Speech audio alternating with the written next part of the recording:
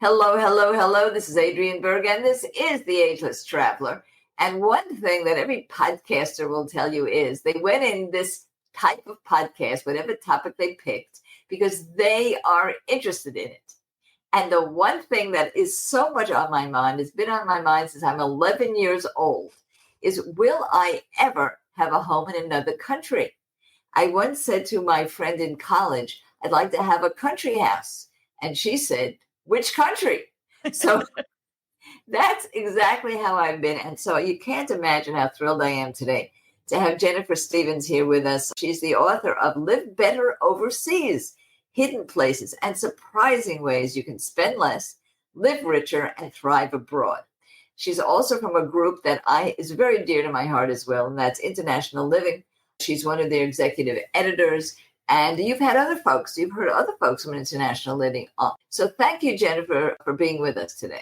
Absolutely. Thanks for having me. I'm looking forward to it. Well, I want to put an emphasis first on the word hidden in the title of the book, and then we'll tell everybody how to get the book. Okay. So the word hidden is very, very intriguing because you're right. You do say that people do understand they could go to certain places. They've been going for many years. The Algarve in Portugal is already a place we've all heard about, many others.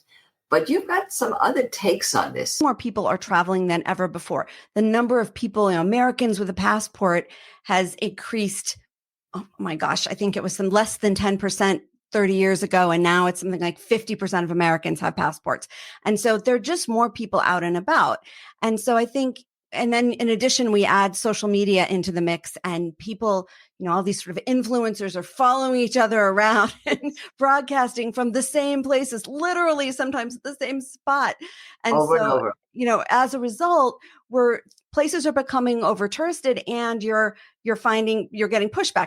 We're kind of on a mission here at International Living to find places that no one else is talking about. So, for example, in Mexico, there are places like the Baja Peninsula, but not Cabo, but just sort of north of Cabo, where people aren't necessarily going, or to La Paz on the other side of the peninsula, places that are not really tourist hotspots. In Ecuador, there is a little village called Cotacachi. These are places that your average person isn't going. In Europe, we're looking at places that might not be on a TGV line in France, for example, right? Places that it's not that you want them to be hard to get to, but places that your average person isn't just going to because it's on a regular tourist route. Well, first of all, I do want to mention that I used to work in La Paz, nice. La Paz, Mexico, which is the very tip of the Baja Peninsula. And I will say that it's called the Galapagos, Mexico. And I was able to swim with walruses and all kinds of things. It was a wonderful place. So I have seen some of these small places. And when I look personally, I will tell you that I look for a place that's near an international airport. And I also look at what else am I going to see? I'm an intense traveler and sightseer. And I think most of the people who have this dream of a place in another country are doing it because they want to be immersed in the culture and they want to see more things from it. So I've been looking at France, and let's talk about that because I did try to look in the north of France, which is a little less popular. Everybody knows the south of France. We all want a Provence, or in Italy, it's Tuscany under the Tuscan sun. But what about the north of France or other parts of France that you've been writing about in your book? Yeah, I think Normandy and Brittany in particular, I think it's important to think about what from a sort of day-to-day practical standpoint is important to you. There's no one right place for everybody. Everyone's got their own proclivities, their own interests, their own priorities, their own budget, all of that. So you need first to kind of think about what's important to me. What's important to me is I don't want to be so far out of a village that I have to have a car, or and I want to be in a village that, and when we're thinking about France, that has a bakery and a cafe and, it's big enough that there are a few places to go out. I don't necessarily want to cook every night, but if I do want to cook, I want there to be a grocery store within 15 minutes of my house at the most, right? And so those kinds of things, you need to think about that. And because there are a lot of properties in France that I think we as Americans would say are really cheap. You kind of can't believe that you can get that much. You feel like you really do get a lot of bang for your buck, but location's important because you do have to think about how far outside of a town or a bigger village am I? And is that okay with me? Right. Or is this is this house so well priced because there isn't anything to do in the village? The village is so small that in order to really do anything or get anything, I need to go 20 minutes away. You need to think about that location. But I think that northwest part of France is a really good place to be looking if you're looking to go somewhere that the tourists are a little bit less inclined to go. Also, I would point out that part of France is a little bit cooler. And I think that is of interest to people as well. It's certainly something I think about. And it's part of the reason I like that part of France. Yeah, I love the climate.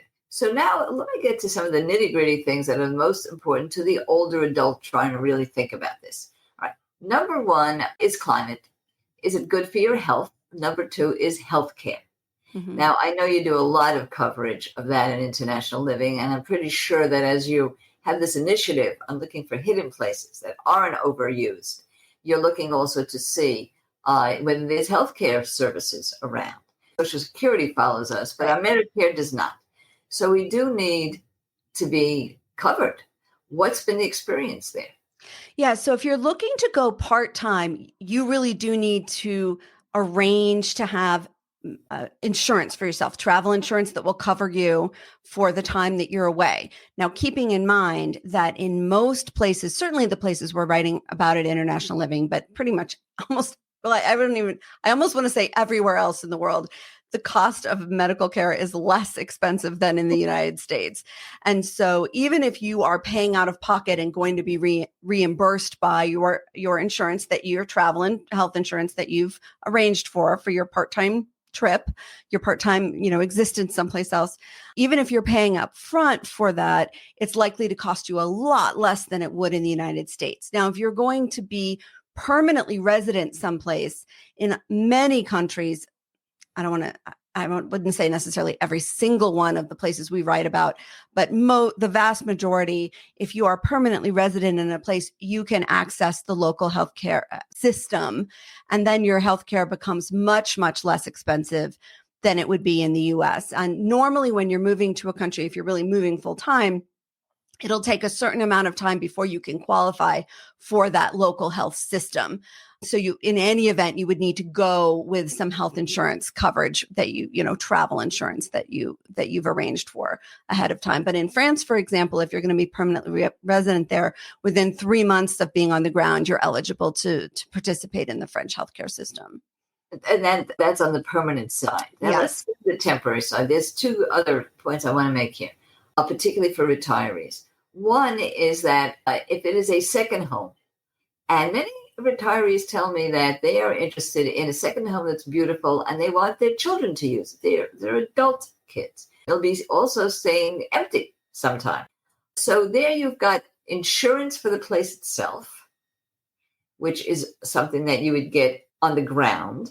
But you also have to be concerned with at what point does a country get entitled to tax you?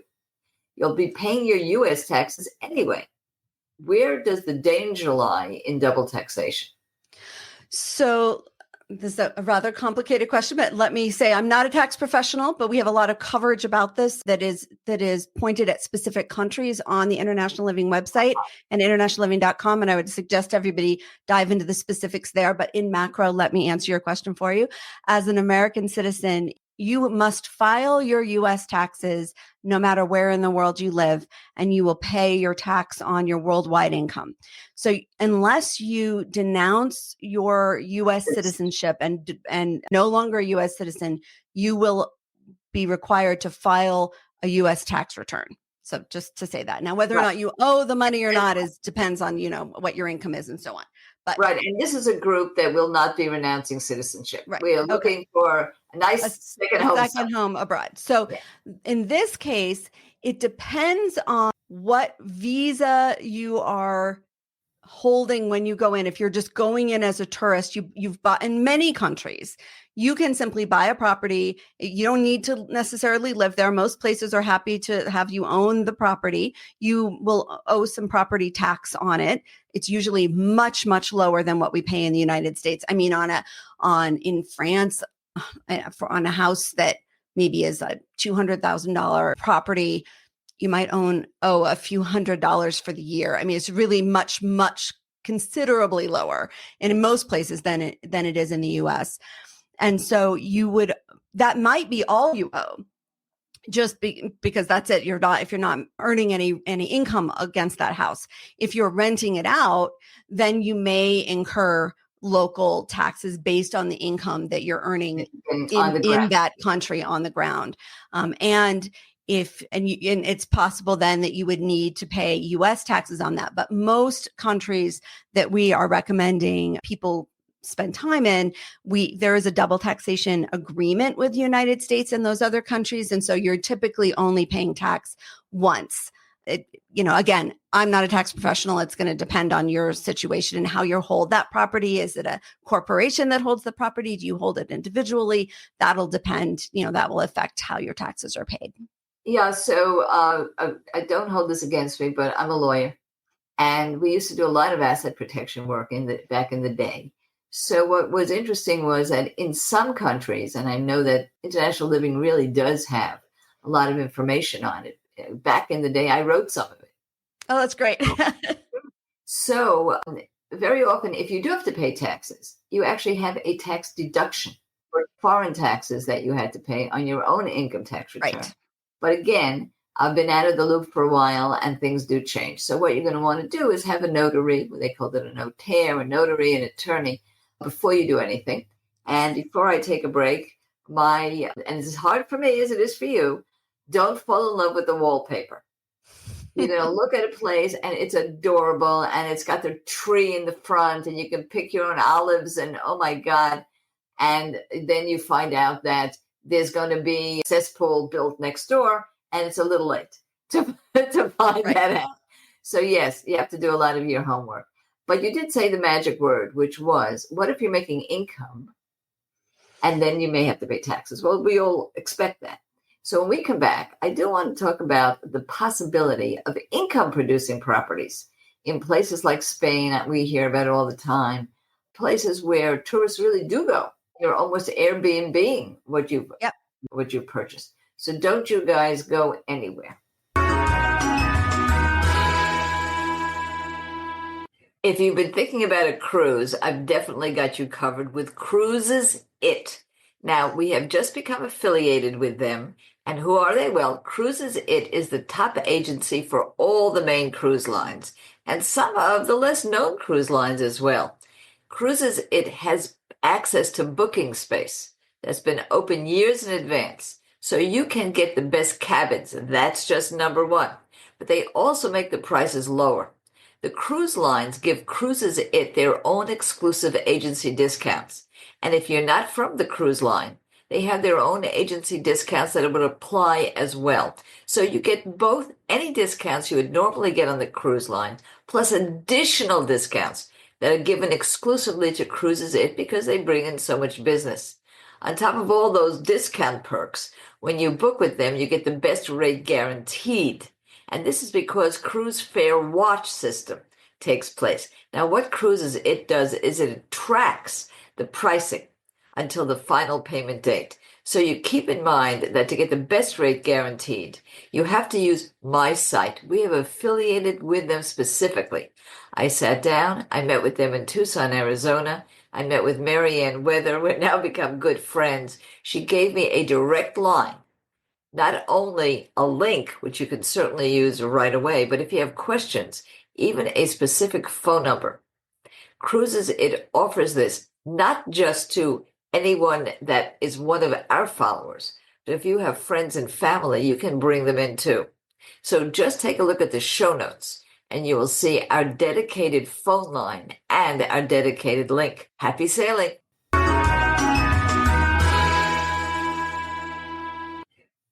And now we're back, and we're back with Jennifer Stevens, International Living. International Living is fighting the fight for us.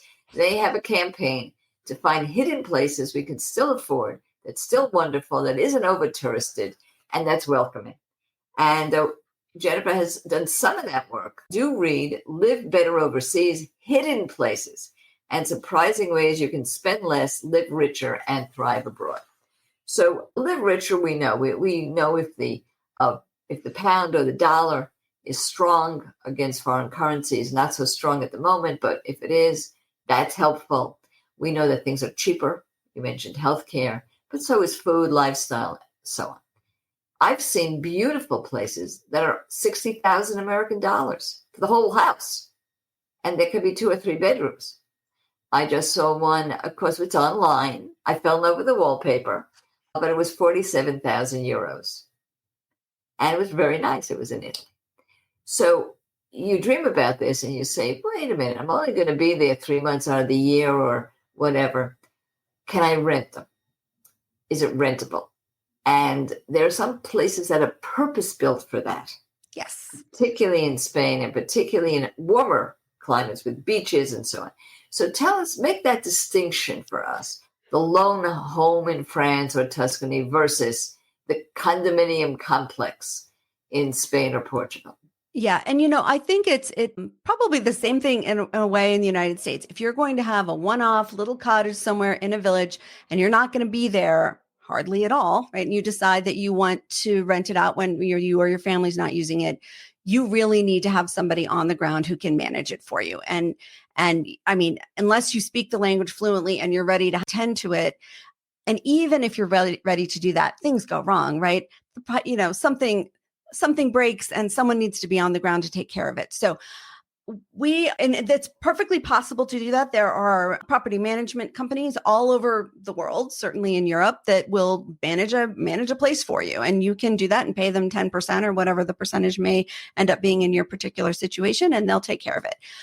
It is probably simpler, and I would argue probably more lucrative to have a place that is, as you say, purpose-built, right? So a place that is in a condo in a very highly touristed area where sometimes the developments themselves have rental, agencies that you can just slot your place into and they'll take care of everything for you.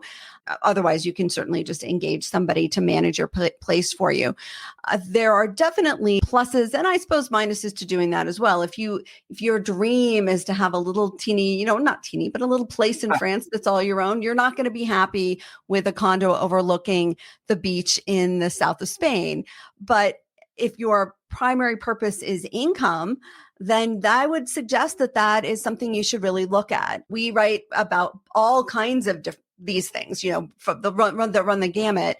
We write about pre-construction places. Ronan McMahon, who's our real estate expert, that is his specialty. He is always out and about and looking for these little sort of pocket markets where the world hasn't noticed yet what's happening. And he's able to work with developers in these places to get people very good deals kind of before anyone else has noticed. And so that's certainly one extreme, one end of the opportunities that exist out there. And I do want to add that the companion podcast to this will be Ronan's, because I have already interviewed him and he did take his time so kindly to let us go through how you would invest in a piece of property, which you might not even ever see. Yeah, exactly. Or it might be the apple of your eye and you would use it for yourself. So don't despair if this is the part of the show that says, oh, I want to know more about that. There's plenty to know. And you will simply wait 1 week and you'll have Ronan to listen to. That's great. We're giving you the whole package here. Now, I wanted to also say that we talked about welcoming.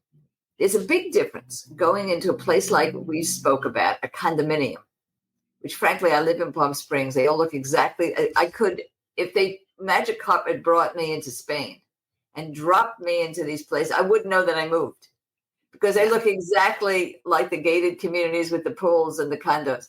Okay. A big difference there where everybody is an investor. They're all from other countries and you've got a manager on the ground. It's anonymous. You may not even be known. It's just like anywhere high-rise Manhattan. Versus my little 47,000 euro place in Tuscany in a tiny village where everybody else knows everybody else and they don't know me. I am really concerned about anti-Semitism, American reputation abroad, politics that don't match with the politics of the place, a grudge because we're over-touristed And for anybody going out there, particularly my people, because we might be richer, might already have more money. Expats may be counting the pennies. Second home people have a luxury here. It's a different type of person walking in there. They might dress differently. And I'm concerned about all of these. But tell us about that Yeah, issue. this is something we've been talking about a lot because, as you say, like this, we live in a context, right? We don't write in a vacuum, and people don't travel in a vacuum either. And so we've been talking to our correspondents around the world, and also reaching out to just expats we know who live all over the place, and asking them this question.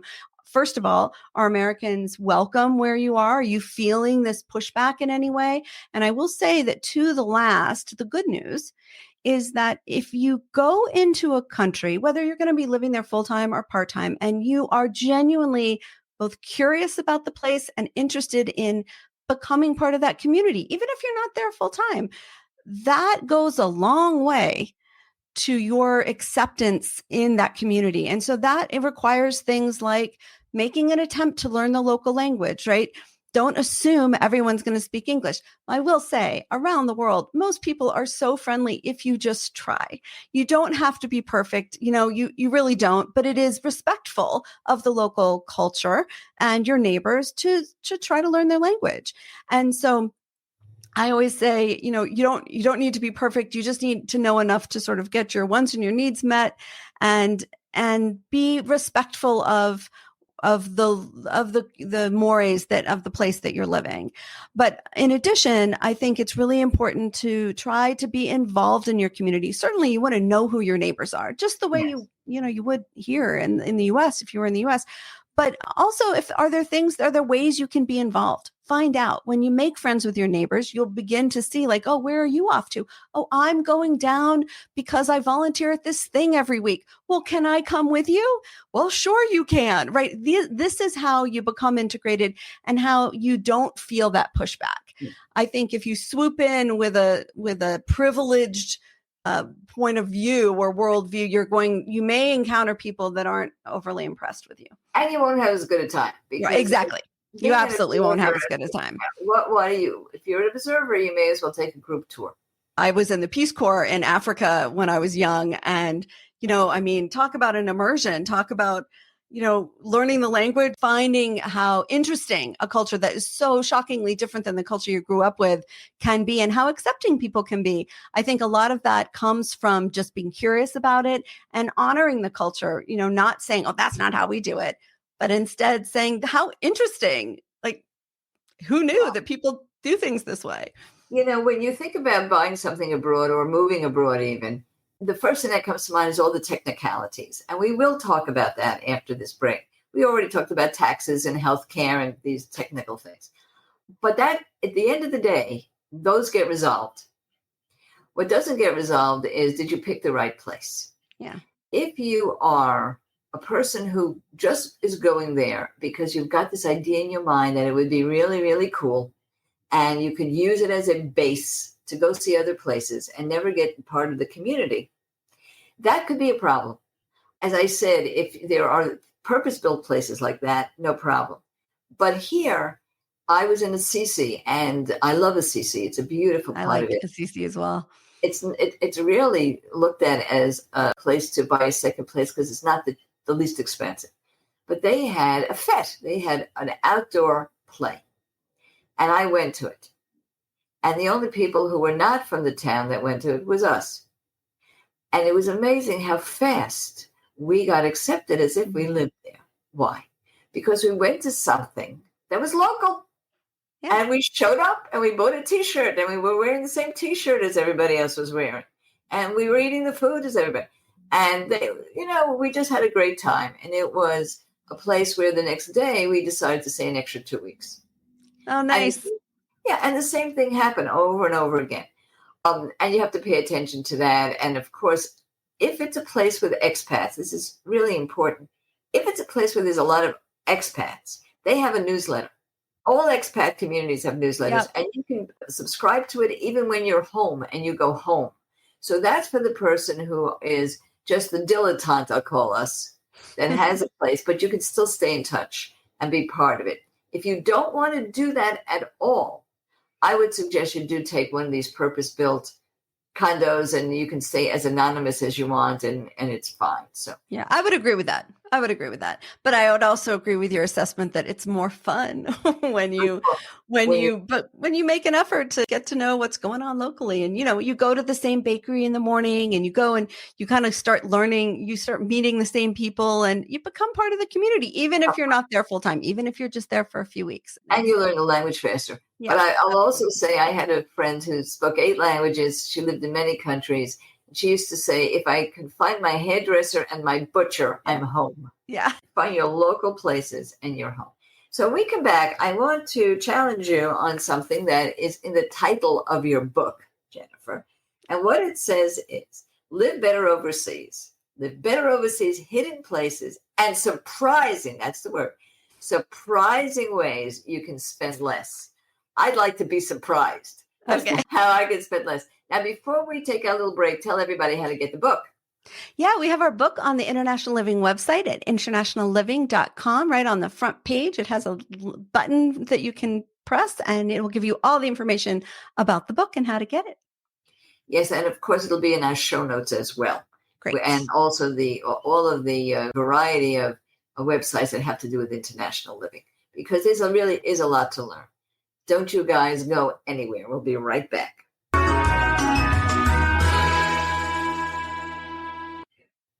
For many years, I had a radio call-in show, almost about 20 years.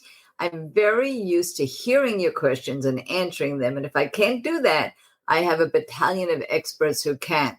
Do you have questions about travel, about volunteering, perhaps just about volunteering, or even your next step in life after retirement?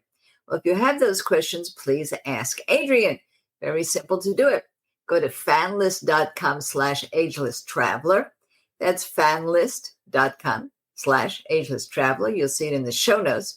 And ask me by text, by voicemail. It's free. We will get back to you. And if we get enough questions, we'll start to live stream, and you'll be able to ask me on the air. fanlist.com/agelesstraveler.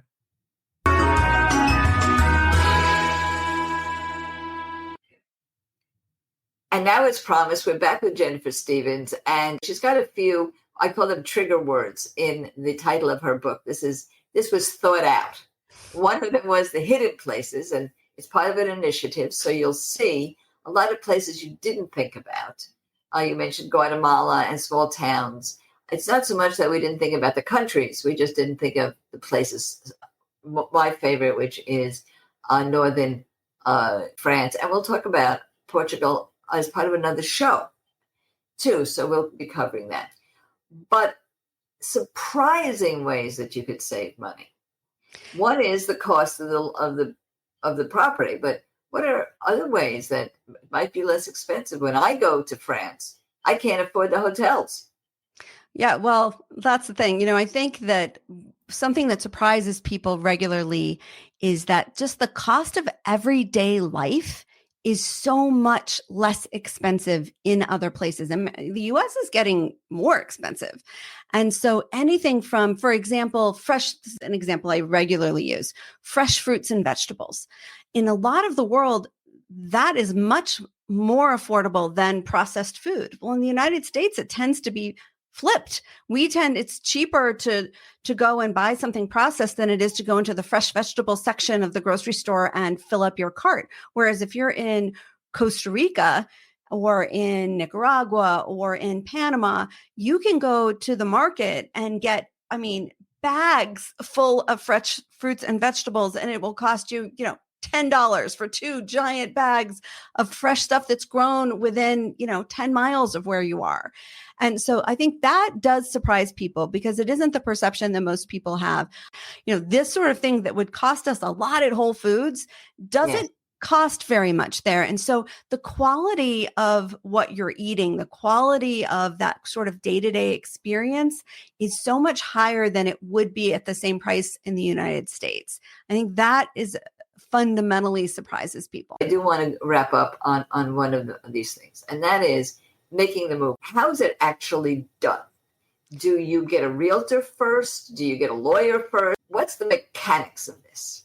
I mean, really, you can do it in whatever order you want to in terms of exploring your options. But at the end of the day, you don't want to go buy something without having talked to an attorney on the ground. And your attorney should ideally not be the same attorney that the seller of a property is using, because unlike in the United States, where we have sort of rules against that guard against people kind of playing both sides of a transaction, that doesn't necessarily exist in other countries. So I always recommend that you get an attorney and that your attorney is working for you, like looking at those contracts and that kind of thing. I think you might want to decide where you want to go first. Figure out what's important to you, right? Like we always talk about it. The term we use is profiling yourself. Like be careful about it. Don't say, oh, I just want a little place in the middle of nowhere. Well, do you really? Because that means you're going to have to drive. That means you got to think logically, like, what do you really, really want? And write those things down and then go looking for a property. Keep in mind that in a lot of countries, they don't have multiple listing services the way we have in the United States. And so you need to go and look at individual websites that have properties. So I think it is important to kind of have a sense for exactly what you're looking for. And ideally, the region you had identified, Northern France. So if that's the area, then that can help you focus in on the real estate agents that have listings in those places. And I mean, ultimately, particularly if you are going to look for a property that's a one-off kind of property, not in a a condo that's in a made place.